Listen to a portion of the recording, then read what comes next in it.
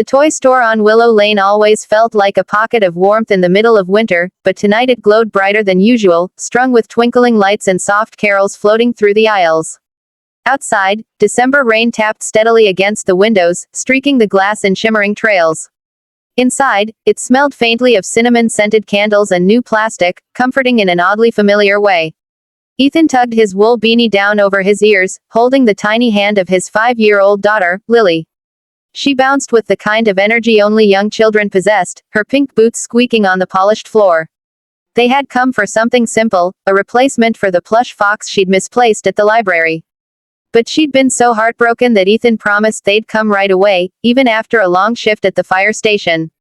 Being a single dad meant small promises mattered twice as much. A few aisles away, a woman stood very still among a row of gift sets, her posture stiff, shoulders high and tense beneath an elegant black coat. Her fingers hovered over a music box shaped like a tiny cottage, but she did not pick it up. Instead, she stared at it with an expression somewhere between longing and fear, as though touching it might break her. Ethan wouldn't have looked twice if Lily hadn't stopped in her tracks, her mittened hand slipping halfway from his grip. "Daddy," she whispered, tugging on his sleeve. "The lady looks sad." Ethan followed her gaze. The woman looked familiar, though he couldn't place from where at first. Sharp cheekbones, storm gray eyes, dark hair pulled into a sleek knot that had begun to loosen. She looked out of place in a toy store, as if she'd wandered in by accident. And she looked tired in a way that went beyond lack of sleep. Before he could decide whether to approach, the woman lifted the music box with trembling hands. It slipped from her grasp. The small crash echoed down the aisle. She gasped softly, bending down to retrieve it, but her fingers shook too much to pick it up. Something in Ethan moved without permission, empathy, instinct, something that recognized grief when it was written so plainly on someone's face. He crouched beside her, picking up the figurine gently. "Hey," he said softly, "you okay?" She blinked rapidly, as though pulled out of some deep place inside herself. Yes. I'm sorry. I didn't mean to drop it." Her voice carried the polished, controlled cadence of someone used to boardrooms and cameras, but tonight it cracked in small places. "It's not broken," Ethan assured her, turning the music box over in his hand. "Just startled you." "I guess so," she whispered. Lily peeked from behind Ethan's leg, curiosity overtaking caution. "That looks like a present," Ethan offered gently, noticing the way the woman clutched the shopping basket as if it were a lifeline.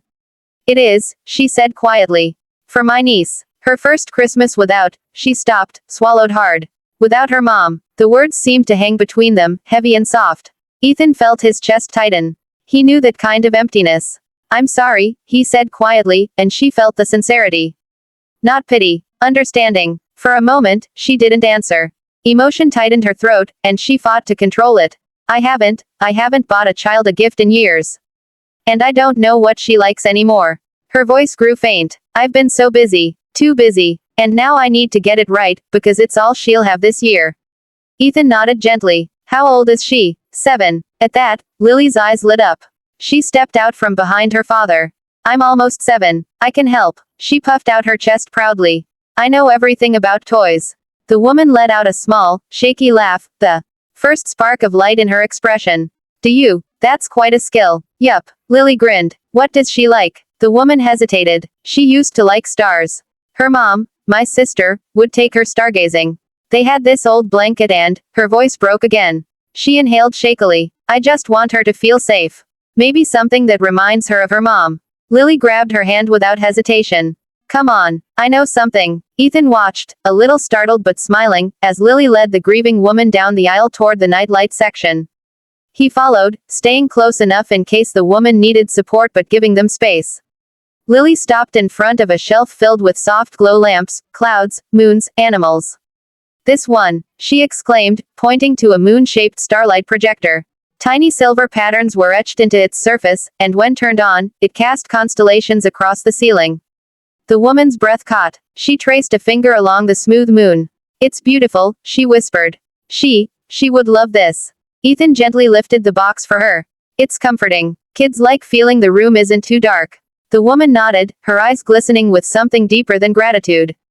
"Thank you, both of you. My name's Lily," the girl chimed. The woman managed a small smile. "I'm Emily." Ethan raised a hand in greeting. "Ethan." Emily repeated his name as if it grounded her.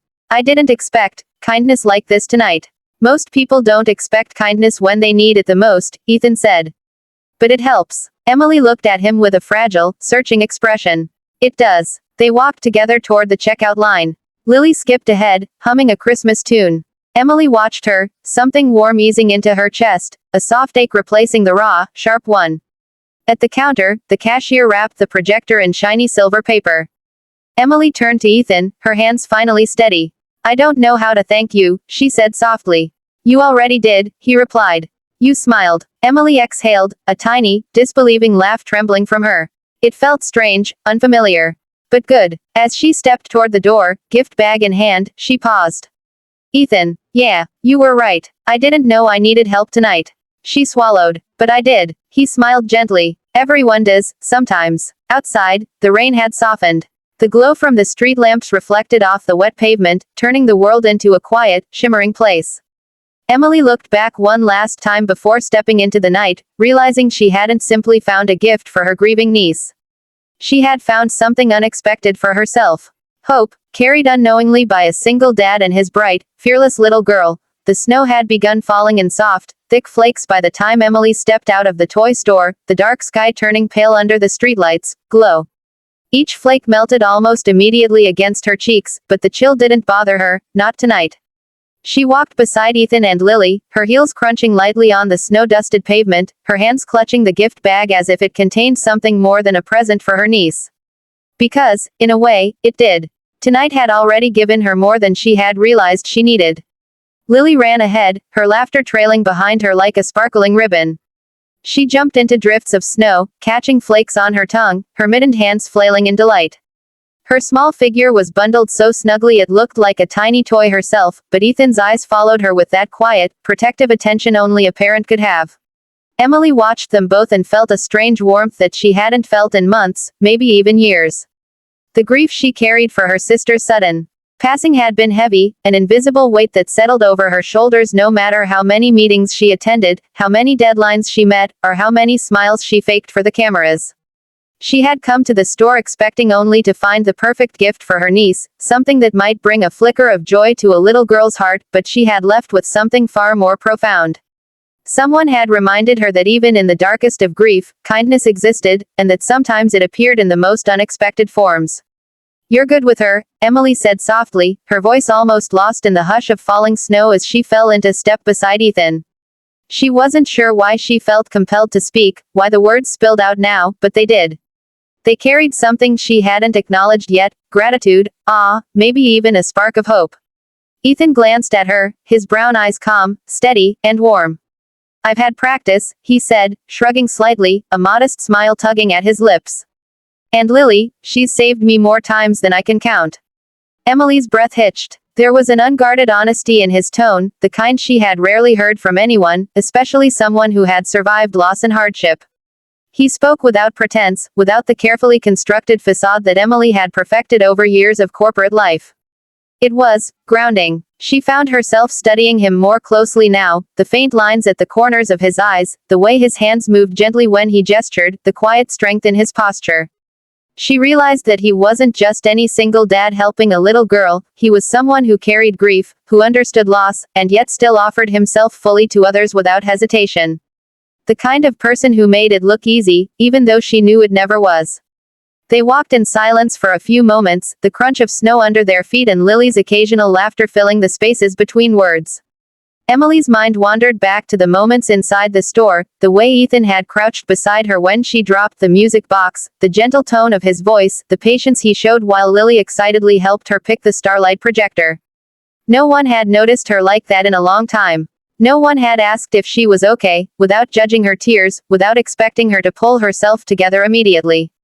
It had been a strange, quiet revelation, and it left her unsettled, in the best way. When they reached Ethan's car, Lily climbed into the backseat, humming a tune she had made up herself. Her pink cheeks glowed with excitement, and her eyes sparkled like Christmas lights. Emily lingered by the passenger door, the crinkling of the gift bag in her hand the only sound she made besides the whispering wind. She wasn't ready to leave just yet. There was something in the way Ethan looked at her, a softness, an understanding, that made her feel seen in a way she hadn't felt in years. Can I tell you something? She asked quietly, almost tentatively. Ethan tilted his head toward her, his expression open, patient. Of course. She drew in a deep breath, the cold air filling her lungs and steadying her nerves. I've felt lost lately, she admitted. Like I'm running through a life that doesn't fit anymore. I go from boardroom to boardroom, and everyone expects me to be everything. Powerful, confident, in control. And I've been all of those things on the outside, but inside I feel hollow. Empty. Like I'm moving through someone else's life. Ethan's gaze remained steady, unshaken. I know that feeling, he said simply, and she realized that he truly did. He wasn't speaking from theory or sympathy. He spoke from experience. I know what it's like to lose someone you love. To feel like the world moves on but you can't. Emily swallowed hard. Her throat felt tight, her chest aching in a way that wasn't painful, it was cleansing, almost. Your wife. 3 years ago, he confirmed. Grief doesn't go away. It doesn't shrink or fade. You learn to live around it. But you don't have to carry it alone forever. The simplicity of his words struck her. No platitudes, no cliches. Just truth, steady and unwavering. She felt the raw edges of her own grief soften, the tension in her shoulders easing, just slightly. She wanted to tell him everything, but words failed her. Instead, she nodded, letting herself absorb the weight of being understood. Lily poked her head out from the back window, her wide eyes filled with curiosity. Miss Emily, do you want to come for hot chocolate? Daddy makes the best one ever. Emily's lips curved into a tentative smile, a fragile thing that grew warmer the longer she held it. I'd like that, she said softly. The offer was simple, innocent, but it carried an unexpected promise. A warmth she hadn't allowed herself to seek in a long time. Ethan opened the door for her, and she stepped inside, brushing snow from her coat. The car smelled faintly of cinnamon and vanilla air freshener, mixed with the scent of winter coats and wet mittens. It was comforting, grounding. She settled into the seat beside him, glancing at Lily in the backseat, who had already begun to chatter about the hot chocolate and marshmallows. The little girl's enthusiasm was infectious, and Emily found herself laughing along with her, genuinely and freely.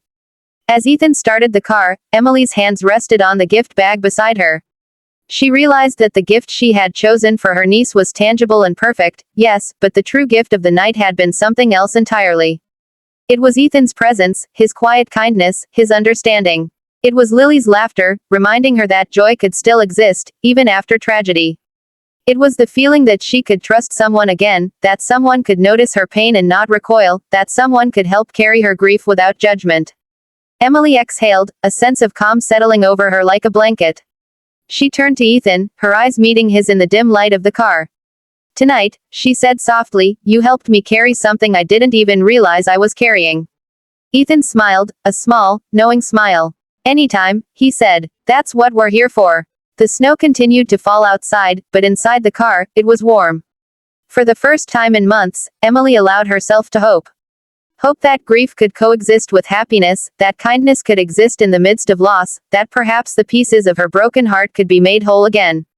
And as the car rolled down the quiet, snow-covered streets, she realized the truth she hadn't dared admit before. She had come to the store looking for a gift for a grieving child, but what she had found instead was the gift her own grieving heart had needed, someone who understood her pain, someone who cared, and someone who might, in time, help her find joy again.